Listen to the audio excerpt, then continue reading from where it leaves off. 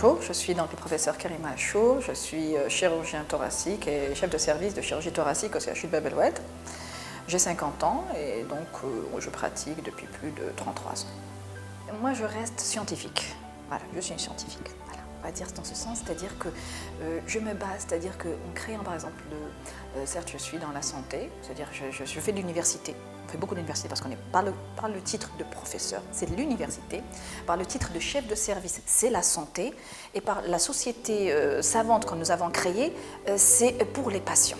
Pour prendre un domaine particulier et essayer de l'améliorer. Donc nous on essaie, même quand on veut avoir par exemple des soutiens, des fonds, des dons et des trucs comme ça, on l'investit pour améliorer un point de la science. Donc je reste scientifique. Voilà. Je me bats dans ce domaine, dans l'enseignement, dans la santé et dans la recherche. Le 22 février, non. Même le 1er mars, j'étais en congrès à l'étranger. Donc je n'ai pas pu faire les deux premières, je l'avoue. J'étais en congrès à l'étranger, mais juste après cela, on a repris. Donc le Hirak, c'est quelque chose que nous avons senti. On est quand même aussi membre de cette société. Nous ne sommes pas une partie à part, nous ne sommes pas venus de la bourgeoisie, on va dire, royaliste ou quelque chose comme ça. Non, on est du peuple, on a fait une spécialité, on a fait un truc dans le domaine médical, mais on est du peuple aussi. Donc nous vivons les mêmes problèmes qu'eux, certes à des degrés peut-être différents, mais on vit les mêmes problèmes. Et si même nous ne le subissons pas, mais nos patients le subissent.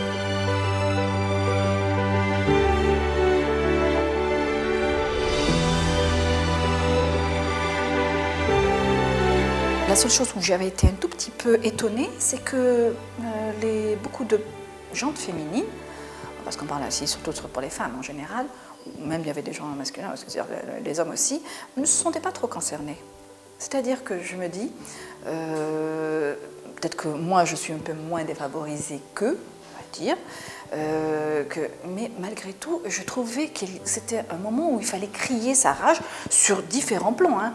Mais eux, je pense que ça m'a un petit peu, et ça a duré pendant tous les hirak, toutes les périodes hirak, les personnes qui étaient les plus démunies, les plus lésées, c'est pas eux que je voyais au hirak. Moi, je ne fais pas de la politique, pour un poste, pour celui-là doit être placé, je n'y connais pas, c'est pas mon domaine. Mon domaine, c'est de la santé. Voilà, ça je connais par contre très très bien ce domaine-là, et je sais qu'il vit une agonie, c'est une agonie. Il fallait faire quelque chose.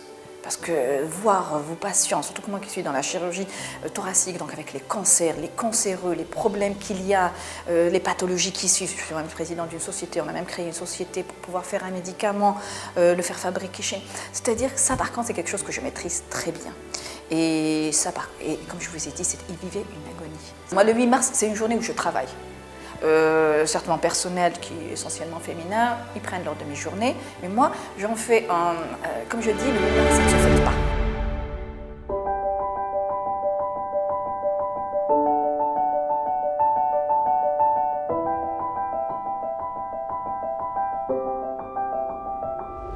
Pas fêter quoi?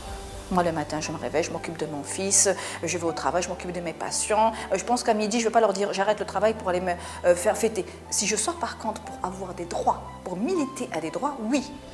Mais sinon, si c'est pour aller applaudir un chanteur ou une chanteuse, moi que je ne comprends même pas ce qu'il raconte, non, c'est pour militer. Ça ne se fête pas le 8 mars. On se bat pour avoir des droits. On a chacun les problèmes pour lesquels on veut changer, certains qui veulent changer le président, d'autres qui veulent changer le général, celui qui veut changer ça. Nous, on avait envie de changer, surtout dans le système de santé. C'était ça qui nous avait intéressés. Ça ne voulait pas dire que le système aussi politique, il y avait aussi un environnement qui était déplaisant aussi. Hein. Parce que la hagra, vous m'excuserez du terme, la hagra, les gens la vivent. C'est démoralisant. Attendez, hier simplement, j'étais en train de rouler, et vous avez dans nos chers trucs de la protection, c'est-à-dire des gens qui font les barrages, bien sûr, qui vous arrêtent toutes les jeunes filles qui sont là. À un certain moment, j'ai failli m'arrêter pour lui dire pourquoi tu l'arrêtes. Qu'est-ce qu'elle a fait, cette jeune femme? Tu veux draguer? Tu n'as pas le droit de l'arrêter. Donc vous voyez, et ça, ce n'est pas normal. La seule chose dans notre domaine, en tout cas dans le domaine médical, on n'arrive que par son mérite. Il n'y a pas d'homme, il n'y a pas de femme. C'est par son mérite, c'est par des dossiers. Donc c'est par la qualité de notre travail qu'on évolue. C'est par dossier. On ne monte pas, il n'y a pas ce genre, parce que c'est des examens. C'est-à-dire, comme je vous ai dit, c'est à l'âge de 17 ans que j'ai eu mon bac, donc jusqu'à maintenant, c'est-à-dire maintenant à 50 ans, ça fait quand même 33 ans qu'on a évolué, et on n'a pas ce problème, parce qu'on arrive par son travail. Et ce qui est bien d'ailleurs, les femmes gardent leur nom.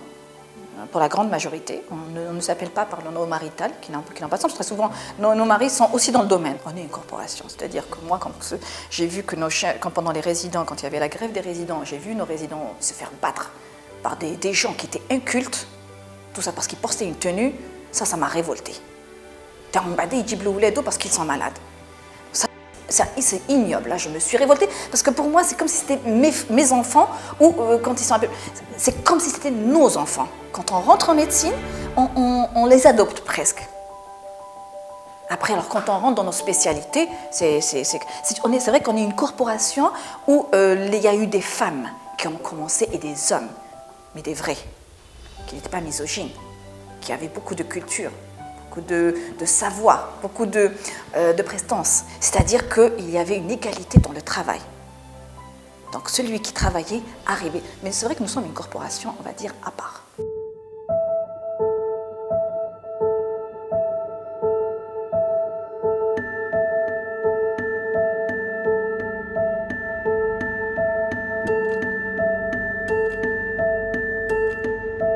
Ouais, et qui se battait pour avoir une meilleure santé. Alors que la désinformation avait dit que c'était pour qu'ils aient plus d'argent et qu'ils n'aillent pas dans le sud. Mais ça, c'est une autre histoire. Quand ils vont comprendre, c'est comme les choses. La désinformation, c'est elle qui passe beaucoup plus rapidement que l'information. Et nous les avons soutenus jusqu'au début, jusqu'à la fin. Même si leur mouvement n'a pas abouti comme nous l'aurions voulu, mais il y en aura d'autres, c'est pas grave. Et les choses, on les a vues arriver vers la fin 80, vers les années de la fin 80, 90. Alors, dans les années 2000, je ne reconnaissais plus la population. C'est-à-dire qu'on vivait, surtout nous, comme on est dans une corporation, on va dire, assez fermée, on était presque deux mondes différents. Le vendredi, j'ai retrouvé une population, hommes, femmes, familles, sortant pour, après chacun, il avait sortir pour dire ce qu'il avait dans le cœur, ou ce qu'il avait dans le foie, ou ce qu'il avait dans les tripes. Mais on était sortis et j'ai vu cette confortabilité, je l'ai retrouvée des années 80. Ou encore j'étais encore jeune étudiante, c'est-à-dire qu'il y avait encore l'hashma, il y avait, c'est-à-dire et ça franchement j'ai été agréablement surprise. Vendredi, vous risquez pas de vous faire embêter, bon par rapport à notre âge on va dire un peu moins, mais les plus jeunes, parce qu'on voyait des jeunes filles adorables, vraiment un petit bijou, où il y avait des garçons à côté d'eux qui les regardaient peut-être un petit peu, on va dire, mais ils ne s'approchaient pas, ça marchait, ça scandait, ça se respectait, celui qui avait la main un peu baladeuse, il se faisait tabasser par ses copains. Franchement, il y avait c'était vraiment, c'est quelque chose qui m'avait, comme je vous ai dit, agréablement surprise.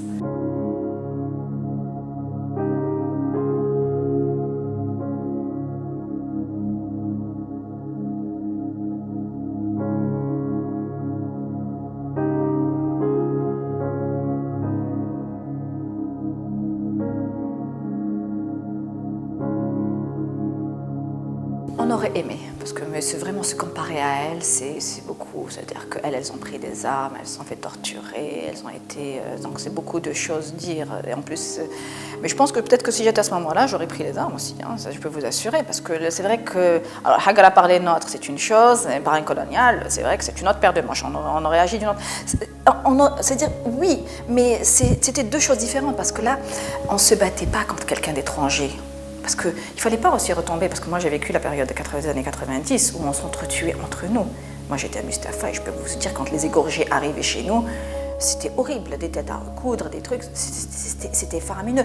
Donc je ne dirais pas cela parce qu'elles avaient notre combat à ce moment-là, parce qu'il fallait tuer ou être tué. Là non, il fallait qu'on ramène les gens qui étaient de l'autre bord, de notre côté. Donc c'était notre combat. Donc me positionner pour dire comme Jamila Bouher ou quelque chose, j'aurais aimé, mais c'est une situation qui ne se présente pas et je ne voudrais jamais que ça se présente. On est entre nous, il faut simplement ramener les gens vers nos idées et dire qu'on est unis, on est une seule nation.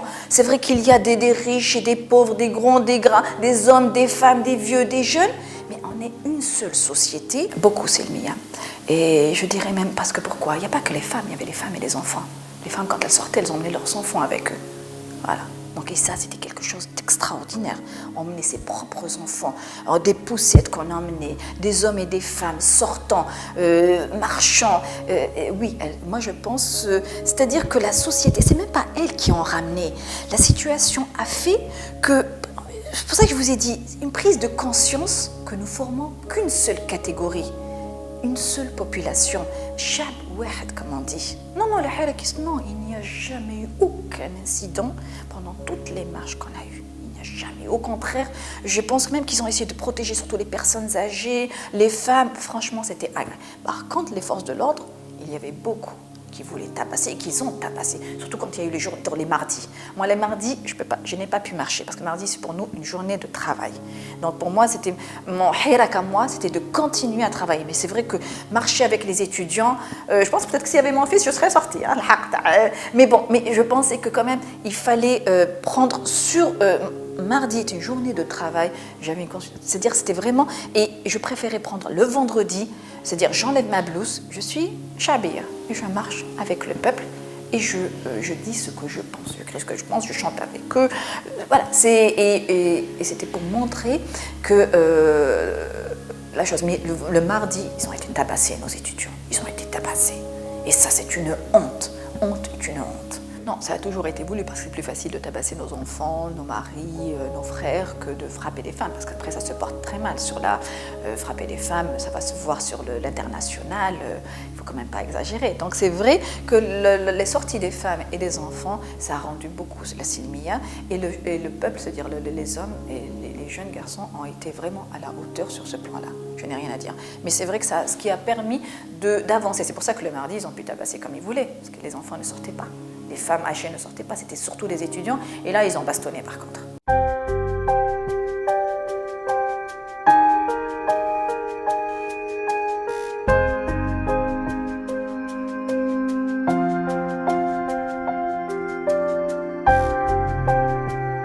Je vous dirais qu'une seule chose, c'est comme ce matin, j'étais avec un jeune Palestinien. Et je lui disais, vous savez, le Hirak, il y avait des drapeaux palestiniens. J'ai rien contre la Palestine, je suis pour, mais ce n'était pas le moment. Mais c'est la même chose. Il y a des moments pour se battre pour des causes, il y a des moments il faut régler d'autres problèmes. Donc moi, mélanger... Alors pourquoi vous mettrez aujourd'hui un carré féministe, demain vous allez faire un carré islamiste, après vous allez faire un carré, je ne sais pas moi, de gauchiste, après vous allez faire un carré pour la Palestine, après pour la Jordanie, après pour la... Non, non. Il fallait qu'on soit unis. Le principe, le mot de ce hirak, c'est d'être unis. Donc après, on avait chacun son idéologie, chacun ses idées, chacun on va dire, son cheminement dans la vie, et ça, il ne fallait pas le mettre en avant. C'est pas le moment. Non, mais ce qu'on n'a pas compris, c'est que ne sont partis à la maison que celles qui voulaient partir à la maison. Et celles qui ont voulu se battre sont continuées à se battre. Vous croyez qu'il n'y a que les femmes qui sont démunies? Les hommes aussi sont démunis. Vous avez compris? C'est-à-dire, moi, ce que j'essaie, comme je dis, celui qui veut être bafoué et qui l'accepte, qu'il soit homme ou femme, il n'y a pas pour moi de... C'est-à-dire que je n'essaie pas de pleurer, oui, c'est une femme, oui. Non, je pleure peut-être parce que c'est un enfant ou bien parce que c'est une personne âgée. Mais un adulte, il s'assume. Je suis désolée, quand le 8 mars, vous descendez pour faire la fête, je ne suis pas d'accord. Le 8 mars, comme je dis à tout mon personnel, allez-y, sortez, scandez quelque chose. Mais ne prenez pas des fleurs et vous vous amusez à faire la fête. Battez-vous. Donc à partir de là, on ne vous donne pas des droits, vous les prenez ces droits. Donc c'est dans ce sens-là que je travaille. Que je pense que c'est la société l'idéal, que les femmes elles ont leurs droits, que les hommes sont très bien. Non, pas du tout, je le sais exactement. Oui, le droit des femmes de divorce, pour les protéger elles et leurs enfants. Ah, ça, pour moi, c'est une honte, c'est une honte de voir des femmes et des enfants dans la rue. Aucune femme est obligée de laisser ses enfants pour se faire maltraiter par une belle famille ou la haja, alors que ça me tue. Ça, c'est le droit de la femme et des enfants, surtout des enfants. Parce que je ne me battrai pas trop pour les adultes, on se met d'accord. Je suis quelqu'un qui ne se bat pas pour les adultes, même quand il s'agit de tout ce qui est cancéreux et tout, je me bats surtout pour les enfants.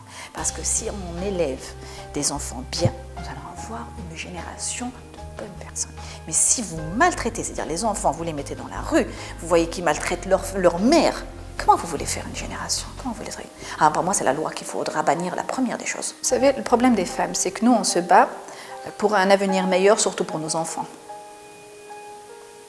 Il y a d'autres gens qui se battent pour un avenir meilleur pour leur carrière. C'est pas parce qu'on est rentré en prison qu'ils vont suivre aussi mes idées. Donc c'est pas du tout la même chose. Donc c'est pour ça que les femmes n'aspirent pas. Elles aspirent à un avenir meilleur pour leurs enfants. Elles aspirent à ce que leurs enfants ne meurent pas dans la mer, dans les chaloupes. Elles aspirent à ce que, comme moi, mes enfants ne soient pas expatriés, parce que quand ils ont leur bac, ils veulent partir tous à l'étranger, ils en ont marre de ce pays, malgré qu'ils aient toutes les conditions pour qu'ils puissent vivre. Donc vous voyez, nous c'est ça les femmes. Tandis que les hommes, on va dire qu'ils ont un autre côté, une autre approche que nous. C'est éventuellement le mettre sur, on va dire, la scène politique. Mais nous, on n'a pas. Et quand on joue sur la scène politique, des fois, on peut perdre un petit peu son âme.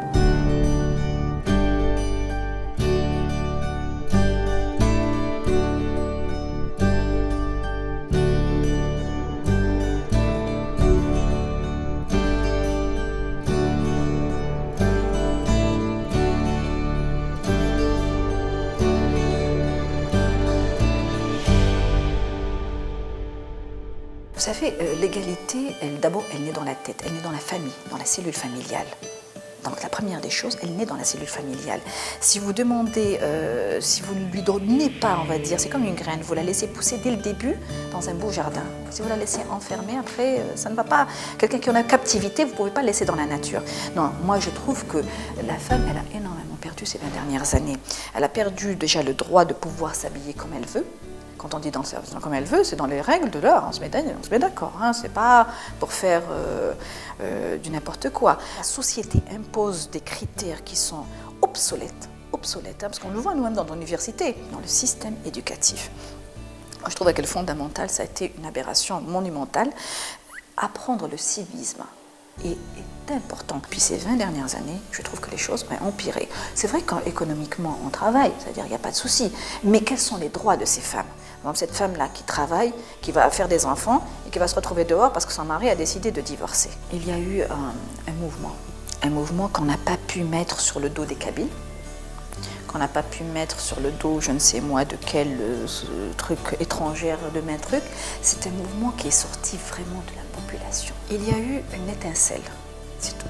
Mais c'est une étincelle qui nous a simplement, qui a brillé, comme une étoile filante.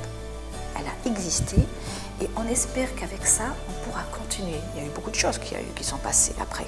Après, est-ce que c'est des choses qui sont bien actuellement ou pas bien? Ça, l'avenir nous le dira. On ne peut pas vous le dire. Moi, dans mon problème, dans la santé, rien n'a changé. Donc, je pense que le hirak, je le maintiendrai s'il reprendra. Parce que rien n'a changé sur la santé. Quand je dis la santé, ce n'est pas pour nous, pour les patients. Rien n'a changé. Je voudrais qu'elles s'impliquent plus dans leur domaine déjà. C'est-à-dire ne pas se suffire à aller travailler le matin pour avoir sa paye à la fin du mois et s'occuper que simplement des gamins. Non, il faut que si chaque femme pouvait s'investir un peu plus dans le domaine qu'elle maîtrise, ce serait, je pense, un plus énormément, surtout les femmes. Surtout, il y en a beaucoup des femmes au foyer qui ont le mérite, c'est-à-dire que vraiment, je leur tire chapeau de rester à la maison, de s'occuper des enfants et de faire confiance à un homme pour qu'il ne la fasse pas sortir éventuellement dehors, elle et ses enfants, s'il y a un problème. Beaucoup de respect pour ce genre de, on va dire, de dames, on va dire, parce que leurs droits ne sont pas... Je demande surtout à ces femmes-là de pouvoir se battre, mais qu'elles se battent pour leurs enfants, mais qu'elles n'attendent pas que leurs enfants prennent des barques pour aller mourir ou pour aller s'exiler je ne sais où, pour sortir, pour crier leur rage, qu'elles le fassent quand ils sont en bas âge.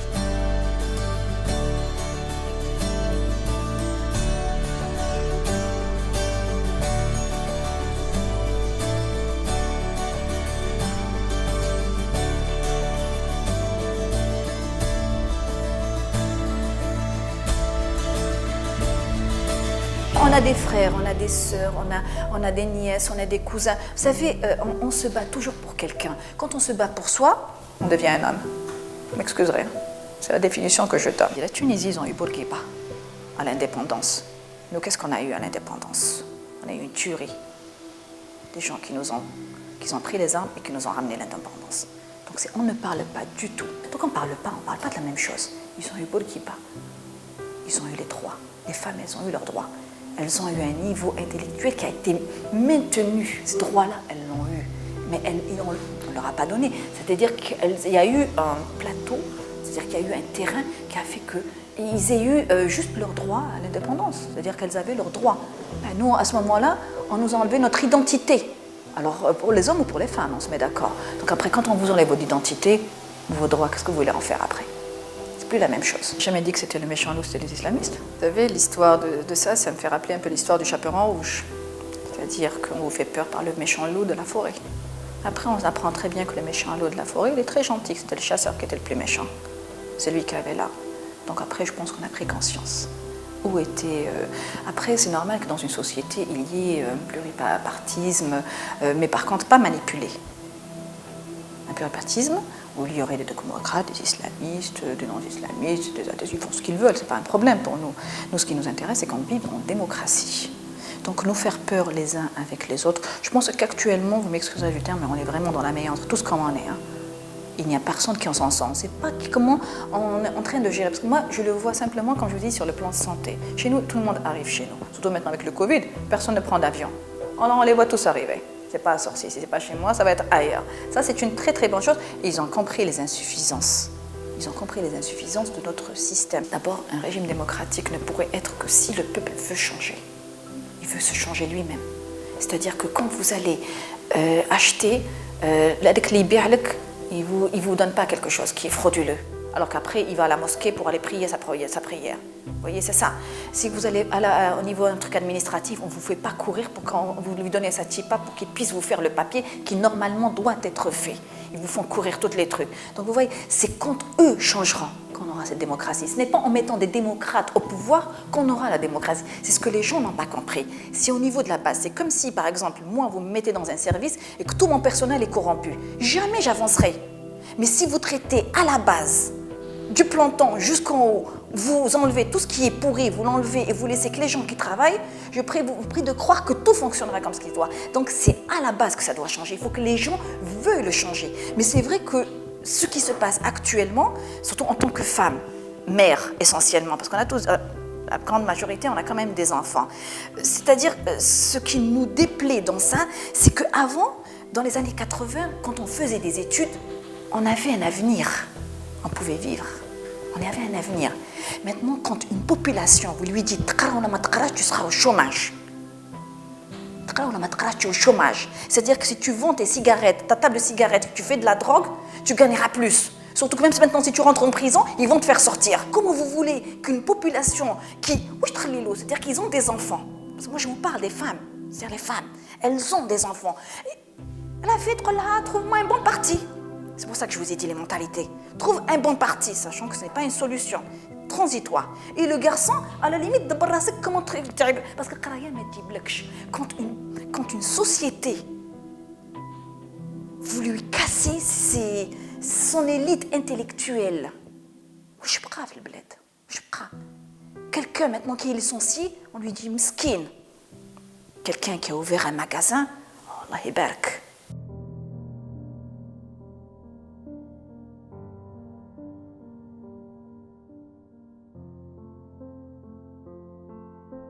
Quand vous voyez ça, où il y a et quand la femme sait que c'est les gamins savent que s'ils étudient, qu'ils ont le bac brillamment, qu'ils font des études brillamment, qu'ils deviennent même des médecins à haut niveau, ils ont des pays minables. Moi, en tant que chef de service, je gagne moins que quelqu'un qui est à l'Assemblée. Vous imaginez? Alors, je ne disons pas, c'est-à-dire qu'il a une licence de 4 ans ou 5 ans et qu'il ne trouvera pas de boulot en plus. Qu'est-ce qu'il va faire? C'est que l'espoir vous donnez à ce peuple, hommes et femmes. Alors en plus avec les femmes, d'ailleurs en plus avec le problème des femmes. Je tends avec des gens, avec des dames, un niveau, quand vous parlez avec elles, agréable, très agréable, cultivé. Vous voyez leurs enfants, c'est 2 générations différentes. Elles ont laissé, c'est-à-dire que ça aussi, la famille est très importante. La femme, c'est vrai qu'il faut lui donner ses droits, mais il faut aussi qu'elle prenne aussi ses responsabilités en tant que mère. Il faut qu'elle apprenne à éduquer d'une autre manière.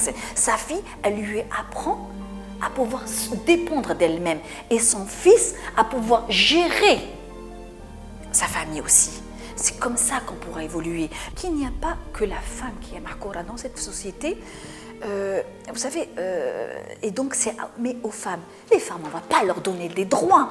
Il faut qu'elles se battent pour sortir de leur, excusez-moi du terme, de leur mousselselette. Moi, je ne comprends même pas. Maintenant, même les hommes s'y mettent. La dégradation, elle arrive à un niveau qui est dramatique. Mais je dirais que pour qu'on change, il faut que les hommes et les femmes changent en même temps. temps. Mais c'est pas parce que c'est de la misogynie. La misogynie, elle existe partout, c'est pas que simplement en Algérie. Mais je pense que, parce que dans la médiocrité, ils se ressemblent tous. Mais dans s'élever, ces femmes, c'est vrai que peut-être les femmes, on a plus, comme je vous ai dit, de motivation parce qu'on pense à nos enfants, à nos frères, à nos sœurs, à nos nièces, à nos neveux, à nos pères, à nos mères. On est un peu moins égoïste, un peu, on va dire, ce que je dis d'ailleurs à mon fils, entre guillemets, égoïste. Voilà. Et il faut qu'elles sortent, il faut sortir, se battre, mais se battre pour changer. Mais on ne va pas donner des droits à quelqu'un qui ne les connaît pas. Il ne va pas savoir les utiliser. Agréable. De la rage et de l'espérance. Voilà, c'est ce que je dirais, c'est les 3 mots. Et pour le moment, il n'y a rien qui a été fait sur les 3. Donc l'espérance, parce que pourquoi le 3 premiers mots, l'agréable, c'est qu'on l'a vécu, mais ça a été simplement éphémère. Dans une seule journée, on voyait les gens de Bellecour, de Bebeloued, de la Harrach, être avec nous et ne pas sentir cette différence entre celui qui vient de Didouche, celui qui vient de homme ou femme, hein, en général. Il n'y avait pas. C'était une rage. Voilà. La rage était commune et l'espoir de pouvoir avoir un changement. Et il ne faut pas qu'ils pensent que. Vous savez, c'est-à-dire que moi, actuellement, ce qui me tue, c'est par exemple la haraga qu'on entend, qu'on voit partir en famille, avec des enfants, et en plus maintenant avec le Facebook, nous les voyons. Moi, je vous jure que ça me tue. Nous sommes restés dans ce pays, pensons pouvoir changer. Mais on ne change pas, comme on dit, du noir vers du gris ou du gris vers du noir. On voudrait quand même arriver un petit peu dans l'arc-en-ciel. On voudrait quand même arriver un petit peu dans cet arc-en-ciel. Et pour nos enfants, nous, on est pour le moment, alhamdoulilah, touchant du bois, on n'est pas vraiment touchés. Mais voir nos enfants soit partir par des chaloupes, soit les mettre dans des avions. Mais ils partent quand même. Parce que pourquoi? Cette situation de ce pays. Et donc, dans les 2 cas, on les perd. On perd une richesse, on perd nos enfants, on perd notre sang, on perd énormément. Et ceux qui restent, ils ont la rage. Et cette rage-là, ils vont la faire sortir en cassant. Et ils ont raison, bon Dieu de bonsoir. Quand Yikara est licencié et il n'arrive pas à trouver du boulot. Vous imaginez? C'est une honte ce qui se passe. Je l'aurais protégée de la même manière. J'aurais peut-être fait un peu plus de shopping avec elle. C'est clair. Ça, c'est les clichés féminins. Oui, bon, c'est clair. Mais bon, mais j'ai fait du... Les féministes n'aiment pas. Oui, mais moi, j'ai fait du sport avec mon fils. C'est pas grave. C'était agréable aussi. Hein. Ça m'a permis de voir un autre... Non, je l'aurais protégé de la même manière. J'ai protégé mon fils comme j'aurais protégé ma fille. Peut-être que j'aurais moins crié pour faire ses devoirs. Peut-être avec une fille, c'est clair. Non, je l'aurais protégé de la même manière. Mais ce qui me tue, c'est qu'on a élevé des enfants pour l'exportation. Parce qu'ils nous voient comment on vit, ils voient nos combats de la journée, et ils nous disent, mais on vous voit, vous, comment vous vous battez. C'est pas parce que vous êtes médecin, c'est pas qu'on est médecin qu'il faut penser que la vie, elle est facile. C'est-à-dire que, on va dire que la grande majorité de nous, on fait médecine par vocation. Oui, j'aurais pu, mais bon, moi, comme je me suis mariée ici, j'avais un mari qui était aussi très lié ici, donc j'ai eu des conditions qui ont fait que je suis revenue ici, plus, on va dire, forcée dans cette chose, parce que lui était très politique, mais il maîtrisait très bien la chose, ce qui n'est pas mon cas sur le plan politique. Donc je préfère me battre dans des domaines. Non, on avait fait un choix, non, c'est-à-dire qu'il y a eu des circonstances qui ont fait peut-être que j'aurais pu rester là-bas. Mais c'est vrai que j'aime mon pays. J'aime mon pays du nord au sud. Je pense que j'ai même une petite préférence pour le Sud. Peut-être que ce n'est pas du tout le thème du Sud, mais les femmes du Sud, la dernière fois, j'avais vu une dame du Sud, une ingénieure qui s'était battue à cause de trucs du schiste, avec le gaz du schiste. Je suis malade qu'on détruise nos richesses internes. C'est leur richesse à eux, c'est eux qui vivent. Par contre, le Sud, la santé dans le Sud, les droits dans le Sud, c'est quelque chose qui me tient énormément à cœur. Et je pense que ce Hirak, ce qui m'a beaucoup plu, c'est que ça nous a unis, pas simplement au nord, les problèmes du nord, les problèmes le sud aussi, bon Dieu de bonsoir, et on forme une même population, Shab Wahed. Mais quand vous voyez comment ils vivent, vous vous dites c'est pas possible, c'est une autre galaxie.